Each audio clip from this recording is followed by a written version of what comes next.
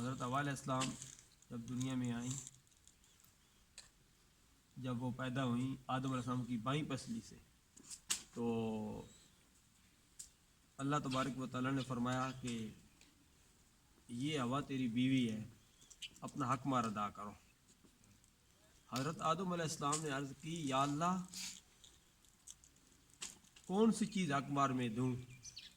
اللہ کو اپنے پیارے حبیب سے کتنی محبت ہے، وَتُعَزِّرُوهُ وَتُوَقِّرُوهُ وَتُسَبِّحُوهُ بُكْرَةً وَأَصِيلًا۔ عبادت کا ذکر اللہ تبارک و تعالیٰ بعد میں کرتا ہے، پہلے اپنے پیارے حبیب صلی اللہ علیہ وسلم کی عزت کی بات کرتا ہے۔ علامہ خادم حسین رضوی صاحب بھی یہی درس دیتے ہوئے، علامہ امام شاہ نورانی علیہ رحمت، مولانا عبدالستار خان نیازی علیہ رحمت، بڑے بڑے علماء کرام یہی درس دیتے ہوئے دنیا فانی کو چھوڑ کر چلے گئے کہ سب سے پہلے سرکار کی عزت ہے، اور اللہ تبارک و تعالیٰ کو سرکار کی عزت بڑی محبوب ہے۔ اللہ سب کچھ برداشت کر لیتا ہے، اللہ تبارک و تعالیٰ کو کوئی نہیں مانتا تو نہ مانے، اللہ کو کوئی پرواہ نہیں ہے۔ اللہ تبارک و تعالیٰ کو کئی لوگ ایسے بھی ہیں جو گالیاں دیتے ہیں، کو کیا کہتے ہیں، کو کیا کہتے ہیں، تو لیکن اللہ تبارک و تعالیٰ برداشت کرتا ہے۔